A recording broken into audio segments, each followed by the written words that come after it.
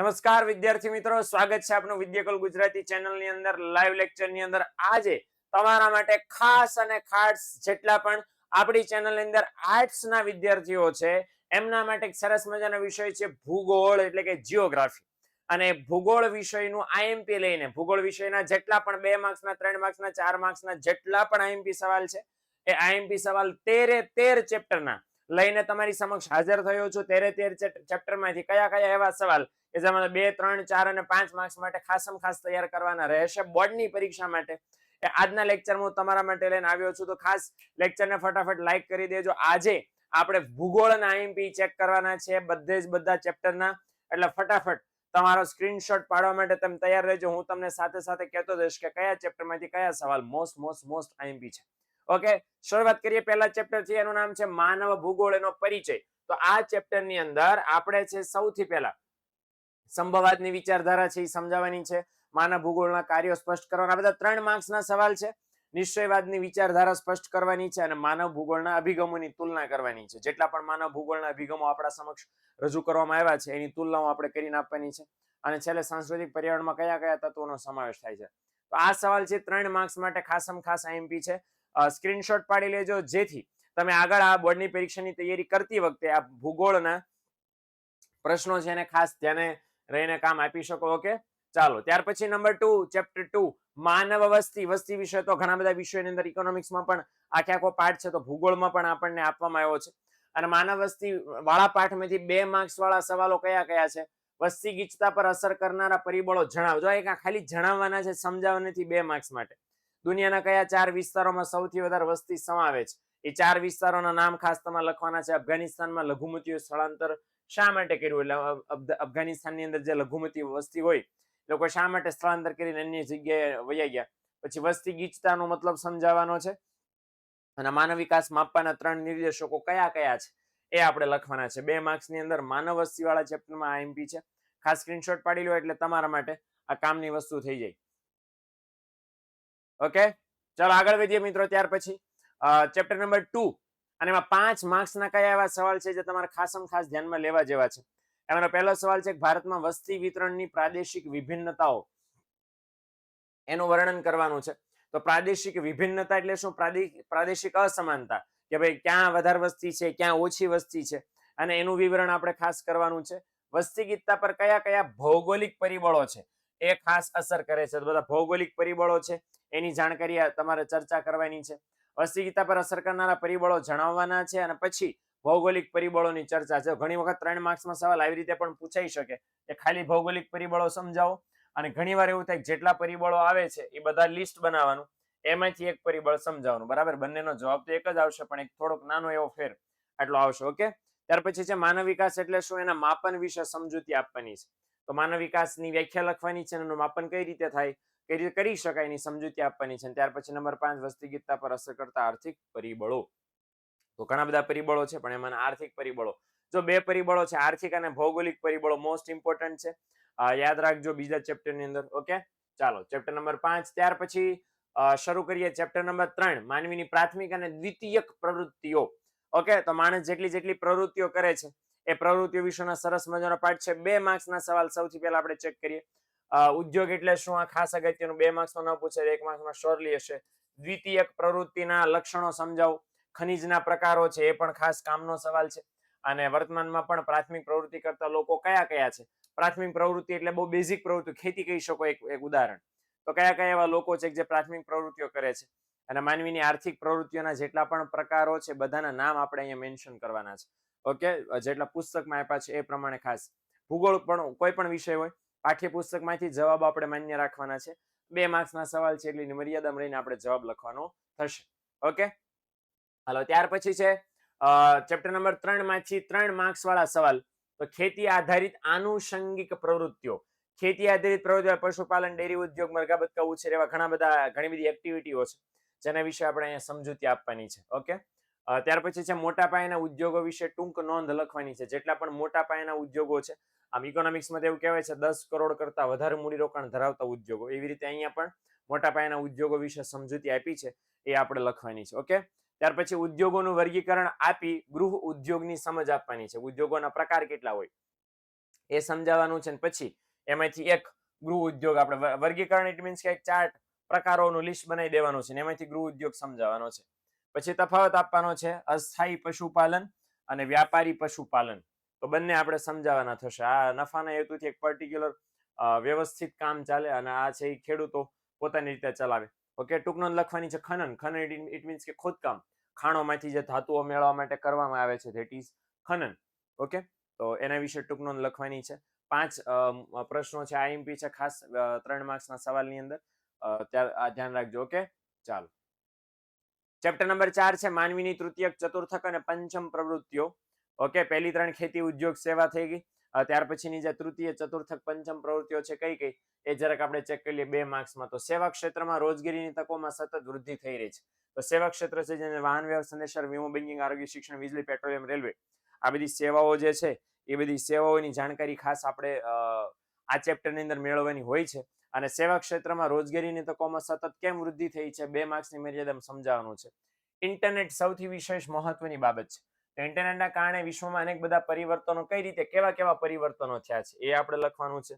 મનોરંજનની સેવા કઈ આપણે વર્તમાન સમયમાં કરીએ છીએ. પંચમ એટલે 5મી જે પ્રકારની પ્રવૃત્તિ કઈ છે એ લખવાનું છે. અને સિલિકોન વેલી કોને છે તે કહેવાય અને કયા શહેર. બાય ધ વે, સિલિકોન વેલી અમેરિકામાં શબ્દ છે. મે બી સાન ફ્રાન્સિસ્કોની અંદર આવી છે બધી વિશ્વની ટેક કંપનીઓ મોટી. એ લોકોના હેડક્વાર્ટર્સ એ વિસ્તારમાં આવેલા છે. Apple, Facebook, Amazon, Google, whatsoever. તો એટલા માટે એને સિલિકોન વેલી કહેવાય છે. ઓકે, તો અને કયા રાજ્યોમાં વિકસી છે આપણે લખવાનું છે. ઓકે, બાય ધ વે, ભારતમાં બેંગ્લોર નામનું શહેર છે એને પણ ભારતનું સિલિકોન વેલી કહેવાય છે. ચાલો, નંબર 4 માનવીની તૃતીયક, ચતુર્થક અને પંચમ પ્રવૃત્તિ વાળા ચેપ્ટરમાં 3 માર્ક્સના સવાલ. ઉચ્ચ સ્તરીય સેવાઓ આપણે જણાવવાની છે કે જે દેશના વિકાસ માટે ખૂબ અસર કરનારી હોય એ સેવાઓ આપણે 3 માર્ક્સમાં જણાવવાની છે. સમજાવી પણ શકો. વિજ્ઞાન અને ટેકનોલોજી પાર્ક કોને કહેવાય અને ક્યાં શહેરોમાં આવેલા છે. ઓકે, આપણે નેચર પાર્ક હોય ને પ્રાણી સંગ્રહાલય ને એ બધા હોય, પણ એના બદલે કેવો પાર્ક છે? વિજ્ઞાન અને ટેકનોલોજી પાર્ક છે. અને દેશમાં કઈ જગ્યાએ આવ્યા છે એ શહેરોમાં એ આપણે લખવાનું છે. પછી આંતરરાષ્ટ્રીય આર્થિક વ્યવસ્થાઓની સેવાઓ આપણે સમજાવવાની છે કે કઈ સેવાઓ છે આપણે આંતરરાષ્ટ્રીય વ્યવસ્થાઓમાં કરવામાં આવે છે. ઇન્ફોર્મેશન ટેકનોલોજી મોસ્ટ આઈએમપી છે, આ ધ્યાન રાખજો. અને માનવીની પંચમ પ્રવૃત્તિઓ કઈ છે એ આપણે સમજાવવાની છે. ઓકે, તો આટલા સવાલ છે 3 માર્ક્સ માટે મોસ્ટ આઈએમપી ચોથા ચેપ્ટરમાંથી રહેશે. ઓકે, 5મા ચેપ્ટરની વાત કરીએ પરિવહન, વાહન વ્યવહાર. ઓકે, અને એની અંદર 3 માર્ક્સના જે સવાલો છે એની જાણકારી મેળવી લે. સૌથી પહેલા સડક માર્ગોનું મહત્વ. ઓકે, એ આપણે સમજાવવાનું છે. માર્ગો શા માટે, સડક ઇટ મીન્સ કે રસ્તાઓ શા માટે જરૂરી છે. ત્યાર પછી છે સુએજ નહેર. ઓકે, તો સુએજ નહેર મોસ્ટ આઈએમપી છે. ઓકે, તો સુએજ નહેર આ વિશે ટૂંક નોંધ લખવાની છે. પાઇપલાઇન શા માટે જરૂરી છે? લાભાલાભ લિક્વિડ જેટલી પણ વસ્તુઓ છે એ પાણી હોઈ શકે, પેટ્રોલિયમ હોઈ શકે, ક્રૂડ ઓઇલ આપણે જેને કહીએ છીએ, એની હેરફેર સરળતાથી પોસિબલ છે. તો એની અંદર આવશે ને આવશે. ઓકે, ચલો, ત્યાર પછી છે દક્ષિણ એટલાન્ટિક જળમાર્ગ. આ પણ અગત્યનો સવાલ છે. દક્ષિણ એટલાન્ટિક સમુદ્રની અંદર અને હવાઈ માર્ગનો વિકાસ ભારત દેશની અંદર અને વિશ્વમાં પણ કઈ રીતે થયો, રાઈટ બ્રધર્સથી શરૂ કરીને વર્તમાન સમયમાં કઈ રીતે ચાલે છે. ઓકે, તો આ ખાસ આઈએમપી સવાલ છે 5મા ચેપ્ટરના. 3 માર્ક્સના પૂછાઈ શકે એવા છે. ઓકે, ચાલો. અને જેટલા મિત્રોને જોડાના છે ખાસ નાની એવી રિક્વેસ્ટ છે, લાઈક ન કરી હોય તો લેક્ચરને લાઈક કરી દેજો અને તમારા મિત્રોને શેર કરી દો. આર્ટ્સના એમપી બરાબર ને, આ બનાવીને ગોતીને તો તમારા માટે ટાઈપ કરીને લઈ આવ્યા છે પીપીટી બનાવીને. તો એક લાઈક થઈ જવી જોઈએ અને મિત્રોને શેર કરી દેજો. તમને કામમાં આવી રહ્યું છે એમ તમારા મિત્રોને પણ કામમાં આવશે. અને આવા જે આર્ટ્સના માત્ર ભૂગોળના નહીં, રાજ્યશાસ્ત્ર, સમાજશાસ્ત્ર, ઇતિહાસ જેટલા વિષયો, મનોવિજ્ઞાન જેટલા વિષયો છે એ બધા વિષયોના આઈએમપી આ જ ચેનલની અંદર આવવાના છે. આ ઘણા બધા આવી પણ ચૂક્યા છે. તો ખાસ મિત્રો ચેનલને સબસ્ક્રાઇબ કરી દેજો જો ન કરી હોય તો. બધા જ આર્ટ્સના વિષયના આઈએમપી હું લઈને આવવાનું છું તમારા માટે માત્ર ને માત્ર. એટલે ખાસ જો લેક્ચર લાઈક ન કર્યો હોય, શેર ન કર્યો, સબસ્ક્રાઇબ ચેનલ ન કરી તો કરી દેજો. ઓકે, ફાયદો તમને વધારે થવાનો છે.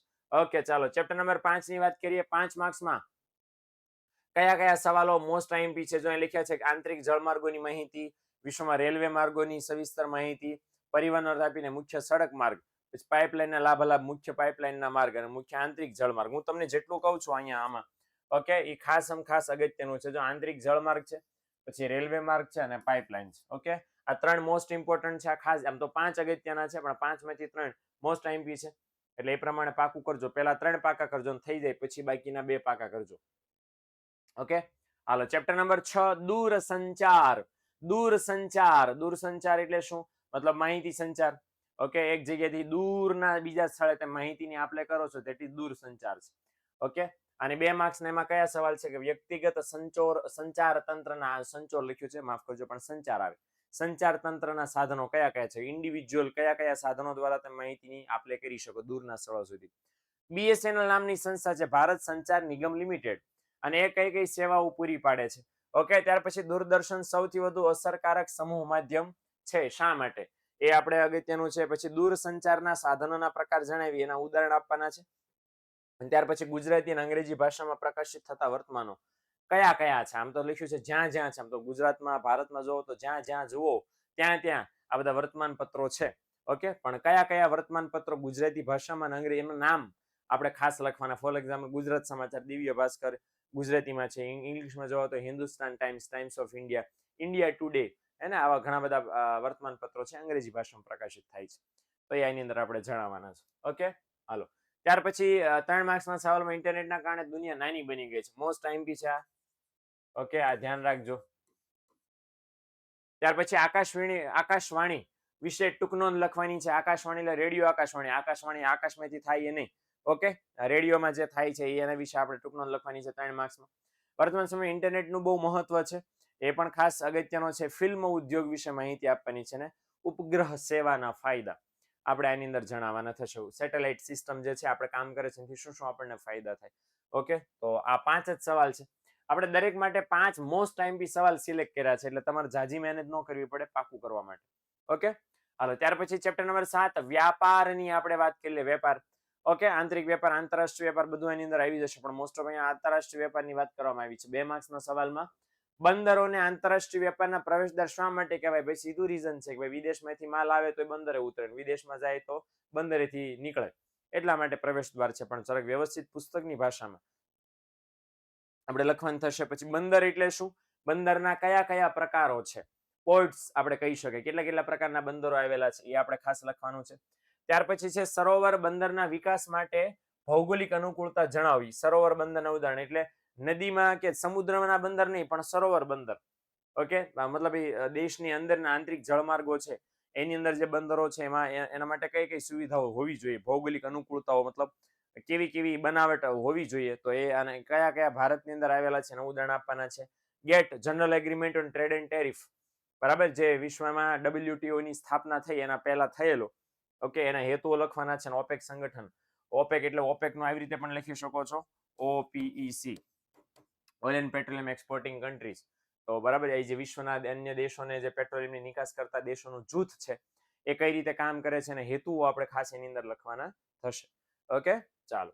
તો આટલા સંગઠનો છે, મતલબ આટલા સવાલ છે જે આપણે 2 માર્ક્સની અંદર ખાસ લખવાના થશે. એટલે બધા ઓલમોસ્ટ 4 મુદ્દા લખશો તો પણ ચાલી જશે, પણ એની અંદર તમારો જવાબ આવી જવો જોઈએ. હાલો, ત્યાર પછી નંબર 7 વ્યાપાર નો એ છે સવાલ. એમાં 3 માર્ક્સના સવાલો. વિદેશ વ્યાપારનો ઇતિહાસ આપણે લખવાનો છે. નદીના બંદરો વિશે નોંધ લખવાની છે. આ સવાલ તો ઇકોનોમિક્સમાં પણ આવે છે, સ્પેશિયલ ઇકોનોમિક ઝોન. અહીંયા ભલે એવું લખ્યું છે એટલે શું, પણ 3 માર્ક્સની અંદર વિશિષ્ટ રીતે તમારે સમજાવવાનું થશે. બરાબર, અને બંદરોને આંતરરાષ્ટ્રીય વેપારના જળ પ્રવેશદ્વાર, જો એટલે 2 માર્ક્સમાં પણ પૂછી શકે એવો સવાલ છે અને 3 માર્ક્સમાં પણ પૂછી શકે એવો સવાલ છે. બોર્ડની પરીક્ષામાં પૂછાયેલો છે એટલા માટે મોસ્ટ આઈએમપી છે. ઓકે, તો આ પણ, અને ભારતના વિદેશ વેપારનો ઇતિહાસ પણ આપણે ખાસમ ખાસ તૈયાર કરવાનો થશે.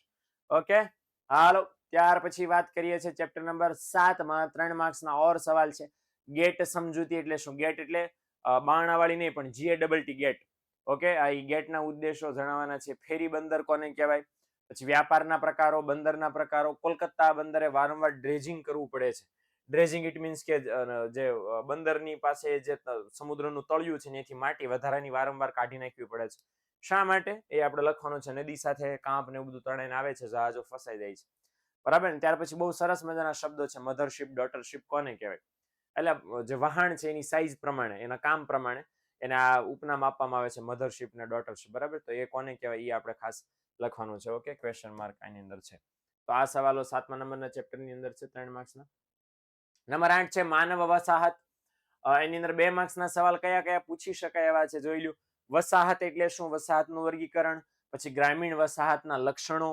ભારતમાં શહેરી વસાહત માટે કયા કયા માપદંડો છે એ આની અંદર આપણે લખવાના છે. નંબર 4 યાદ રાખજો, છૂટી છવાઈ માનવ વસાહત મોસ્ટ આઈએમપી છે ચોથો સવાલ. અને પાંચમું છે વહીવટી કેન્દ્ર એટલે શું? તો ઓકે, એના આપણે ખાસ ઉદાહરણો લખવાના છે. તો માત્ર 5 સવાલ છે અને એ માનવ વસાહત વાળા ચેપ્ટર ની અંદર 2 માર્ક્સ માટે ખાસ કરવાના થશે. ઓકે, ત્યાર પછી ચેપ્ટર નંબર 8 માંથી જ 4 માર્ક્સ વાળા કયા કયા સવાલ છે જે ખાસમ ખાસ પૂછાઈ શકે એવા છે? તો પહેલું છે ગ્રામીણ માનવ વસાહત પ્રણાલી વિશે સવિસ્તર સમજાવવાનું છે કે ગામડામાં માનવીઓ કઈ રીતે રહે છે, એમના વસવાટની વ્યવસ્થાઓ કઈ કઈ રીત છે, રીત કઈ કઈ રીત છે એ આપણે સમજાવવાની છે. શહેરમાં કેવી વસાહત હોય છે, બરાબર, તો એ કાર્યકારિતાના આધારે જણાવવાનું છે. પછી એક ગ્રામીણ વસાહત પર્યાવરણીય સ્થિતિ અને ભૌગોલિક સાંસ્કૃતિક અસરોને પ્રતિબંધિત કરે છે. મતલબ એક ગામડામાં લોકો કેવી રીતે રહે છે એનો બહુ મોટો આધાર ભૌગોલિક, એની જગ્યા, પર્યાવરણીય પરિસ્થિતિ, સાંસ્કૃતિક પરિસ્થિતિ કેવી છે એને દેખાડે છે કે ભાઈ આવું આવું વાતાવરણ વગેરે વગેરે હશે. ઓકે, ત્યાર પછી વસાહતના મુખ્ય 2 પ્રકારો વિશે નોંધ લખવાની છે એ છે. અને પાંચમું છે શહેરીકરણની સમસ્યાઓ, તો એના વિશે ખાસ આપણે લખવાનું થશે. ડન. તો 5 સવાલો છે જે 4 માર્ક્સના સવાલો છે, એમાં મોસ્ટ આઈએમપી છે, અગત્યના છે. ત્યાર પછી ચેપ્ટર નંબર 9 છે કુદરતી સંસાધનો. ઓકે, કુદરતી સંસાધનોમાં 2 માર્ક્સમાં છે સંસાધનો વર્ગીકરણ કરવાનું છે, બરાબર ને. મોસ્ટ ઓફ તો વર્ગીકરણ છે એવા કરવામાં આવે છે પુનઃ પ્રાપ્ય અને પુનઃ અપ્રાપ્ય. એવા કુદરતી સંસાધનો જેનો ઉપયોગ વારંવાર કરી શકાય અથવા તો એક કરતા વધારે વખત કરી શકાય, ધેટ ઇઝ પુનઃ પ્રાપ્ય. અને એવા કુદરતી એવા સંસાધનો કે જેનો વપરાશ માત્ર એકવાર કરવાથી સંસાધન નાશ પામે, ફરીવાર એનો ઉપયોગ શક્ય નથી, ધેટ ઇઝ પુનઃ અપ્રાપ્ય. Petroleum for example. હવા, સૂર્યપ્રકાશ પુનઃ પ્રાપ્ય કહી શકો, જંગલ પુનઃ પ્રાપ્ય કહી શકો, પણ એની સામે છે પેટ્રોલિયમ છે, કોલસો છે, આ બધા પુનઃ અપ્રાપ્ય તમે કહી શકો. આપણો પ્રોબ્લેમ એ છે પુનઃ અપ્રાપ્ય ઝાઝા છે, હકીકતમાં પુનઃ પ્રાપ્ય ઝાઝા હોત તો સારું પડે, પણ કાંઈ વાંધો નહીં, એ લખવાનું છે. વ્યાપારિક ધોરણે ડેરી ઉદ્યોગનો વિકાસ કયા કયા દેશમાં થયો એ આપણે લખવાનું છે. ડેરી ઉદ્યોગ વિશે સમજૂતી આપવાની છે 2 માર્ક્સમાં. અને વ્યાપારિક ધોરણે રોકાણ કરી વધુ આવક મેળવી શકતા નથી પશુપાલકો, એ આપણે લખવાનું છે. ઝૂમ ખેતી અને સઘન ખેતી વિશે 2 માટે 1-1 માર્ક્સ છે, તો એની માહિતી આપવાની છે. ત્યાર પછી નંબર 5 પુનઃ પ્રાપ્યતાની દ્રષ્ટિએ સંસાધનના પ્રકાર આપણે જણાવવાના છે. પુનઃ પ્રાપ્યતા ફરીવાર વાપરી શકાય એવા સંસાધનોની માહિતી આપણે આની અંદર આપવાની છે. ઓકે, હાલો. ત્યાર પછી નંબર 4 માર્ક્સના સવાલો માત્ર 4 સવાલોની અંદર મૂક્યા છે કે જળ પ્રદૂષણ સમજાવી અને નિવારવાના ઉપાયો, અનાથવામાં સાગરીય સંસાધન સંબંધી સમસ્યાઓ સમજાવવાની છે. અને બરાબર, એમાં સાગરમાંથી જે સંસાધનો મળે છે, બરાબર, એના પ્રોબ્લેમ્સ કયા કયા છે, એને ઉકેલવા માટે શું કરી શકાય, જળ પ્રદૂષણ નિવારવા માટેના ઉપાયો છે એ આપણે ખાસ લખવાના થશે. 4 માર્ક્સમાં છે એટલે એ રીતે તમારે લંબાઈ રાખવાની છે, બરાબર. ભૂમિ સંસાધન સાથે જોડાયેલી સમસ્યાઓ એ સમજાવવાની છે. અને માનવ સંસાધન વિશે, માણસ પણ એક સરસ મજાનું સંસાધન છે, તો એના વિશે ડિટેલમાં સમજૂતી આપવાની થશે. ઓકે, હાલો. ત્યાર પછી સવાલ છે જળ સંસાધનોની પ્રાપ્યતા વિશે માહિતી. એના પછી છે માનવ જાત માટે વિવિધ ઉપયોગો સંસાધનના કયા કયા છે, કયા કયા સંસાધનો આપણે આપણા ઉપયોગ માટે વાપરી શકીએ છીએ. સંસાધનના પ્રકાર મોસ્ટ આઈએમપી છે, ઓલરેડી હમણાં પણ આવી ચૂક્યું છે. ખનિજ તેલ એ પણ મોસ્ટ આઈએમપી છે. અને ક્યાં ગયું, હા, તો જળ સંસાધનો એ પણ આ મોસ્ટ આઈએમપી છે. જેટલા મેં સ્ટાર કર્યા છે અને એને આગળના જે 4 સવાલ જોયા, ઓકે, એ મોસ્ટ આઈએમપી તમારે કરવાના થશે. નંબર 10 વૈશ્વિક સમસ્યાઓ ભૌગોલિક પરિપ્રેક્ષમાં, બરાબર. વિશ્વની અંદર કઈ કઈ સમસ્યાઓ છે જે વિશ્વના ભારત દેશને, વિશ્વના બધા દેશોને નડે છે, એ 3 માર્ક્સની અંદર જે આ સવાલો છે મોસ્ટ આઈએમપી આપણે એની અંદર જોવાના છે. ભૂમિ પ્રદૂષણ, મોસ્ટ ઓફ પ્રદૂષણોની ચર્ચા આપણે એની અંદર કરીએ છીએ.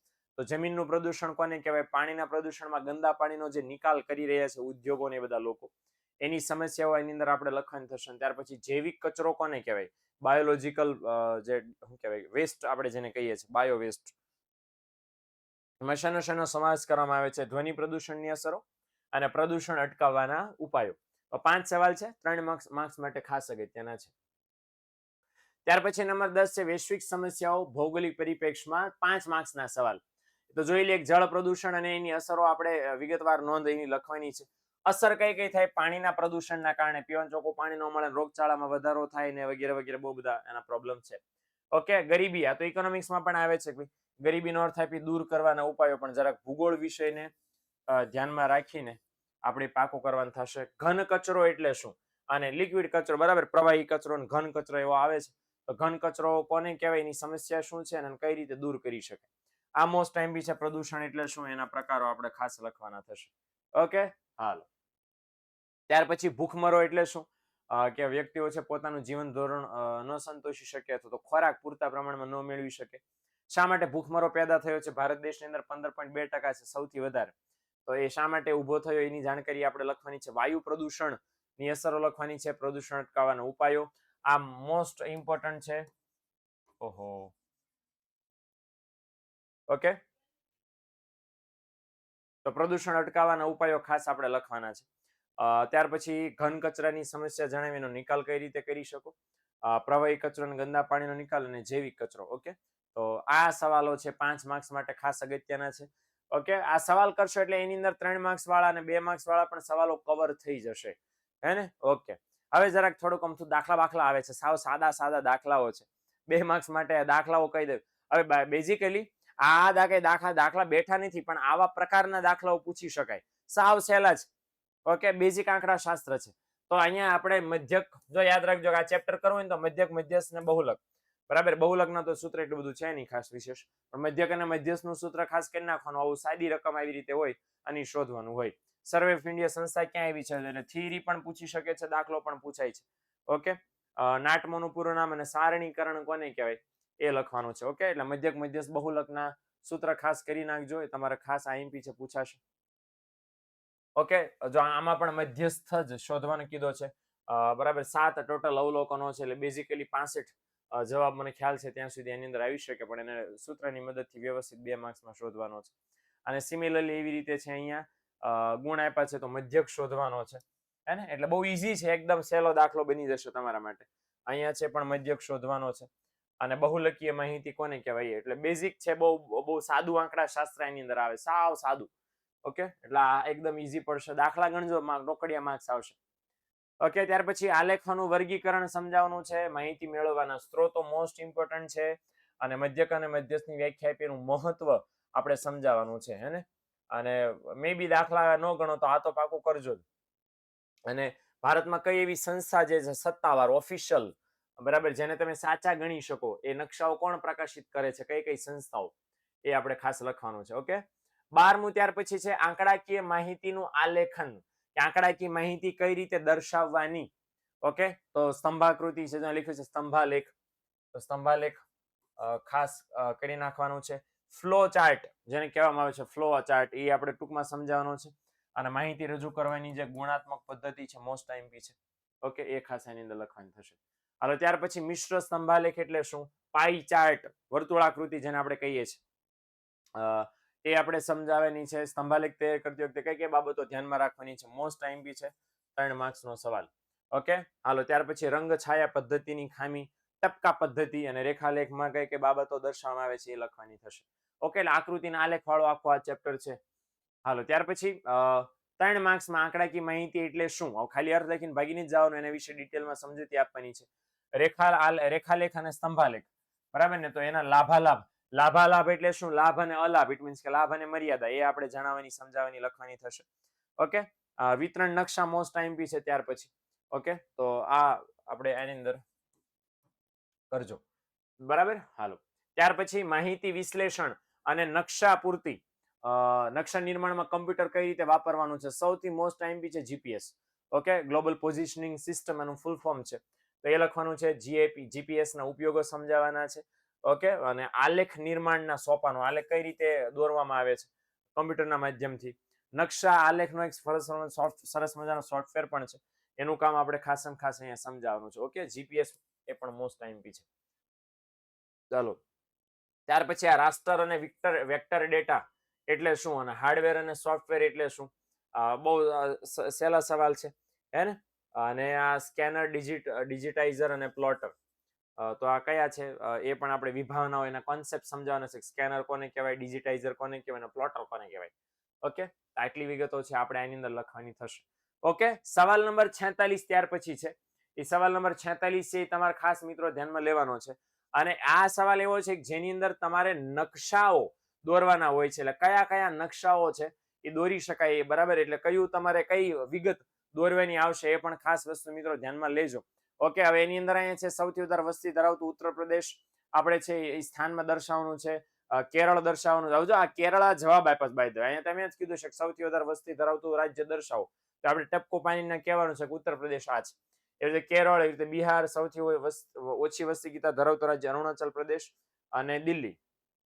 ઓકે, તો આવી રીતે છે ખાસ આપણે પોઈન્ટ આઉટ કરવાના થશે. એ પણ આઈએમપી સવાલ તમને આપી દીધા છે અહીંયા. ઓકે, તો એ કરી નાખજો. હવે અહીંયા જળમાર્ગો છે, રાષ્ટ્રીય જળમાર્ગો, હલ્દિયાથી અલ્હાબાદ નદી, પછી સૌથી લાંબો ધોરીમાર્ગ વારાણસીથી કન્યાકુમારી, સ્વર્ણિમ ચતુર્ભુજ માર્ગ છે જે 4 શહેરો, ભારતના મુખ્ય 4 શહેરો એને જોડે છે. હે ને? હાલો, ત્યાર પછી છે ખાસ અહીંયા ગુજરાતમાંથી પસાર થતો નેશનલ હાઈવે નંબર 8. ઓકે, એ આપણે લખવાનો છે રાષ્ટ્રીય ધોરીમાર્ગ નંબર 2, અને એના ઉપર એક અટક સ્થાન છે આપણે લખવાનું છે કે ભાઈ કઈ જગ્યાએ પોઈન્ટ ત્યાં પડે છે. ઓકે, તો એ આપણે ખાસ એની અંદર લખવાનું થશે. કૌંસમાં તમને જાણકારી માટે ઓલરેડી જવાબ મૂકી દીધા છે. ઓકે, પછી તમને આપવામાં આવેલ નકશામાં નીચેની વિગતો યોગ્ય સ્થાને દર્શાવવાની છે. ગુજરાતની ફેરબદલી માટેનું સલાયા બંદર છે એ લખવાનું છે. કોઈ એક પ્રવાસી બંદર લખવાનું છે, ચેન્નઈ કે તમિલનાડુ.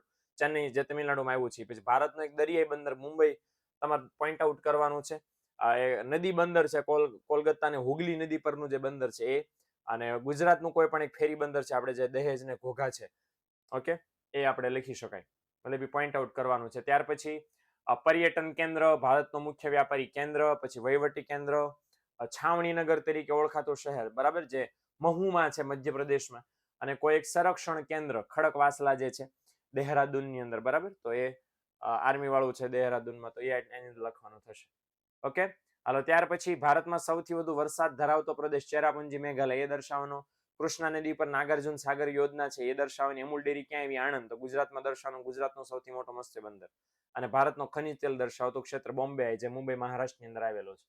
ઓકે, તો આટલા સવાલો મોસ્ટ આઈએમપી છે, અને આશા છે કે ભૂગોળની અંદર જેટલું પણ આઈએમપી હતું ને ઓલરેડી મેં તમને આપી દીધું છે. આની બહાર એક પણ સવાલ નહીં હોય, તો ખાસ તૈયારી કરવા માંડજો મિત્રો. અને ચેનલને સબસ્ક્રાઇબ ન કરી હોય તો ખાસ કરી નાખજો, કારણ કે વિડીયો માત્ર ને માત્ર તમારા માટે છે.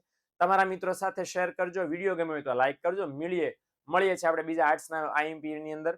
ઓકે, અને ત્યાં પણ આપણે આવી જ રીતે બીજા વિષયના આઈએમપી આપશું. ઓકે, આવજો, ટાટા, બાય બાય, સી યા.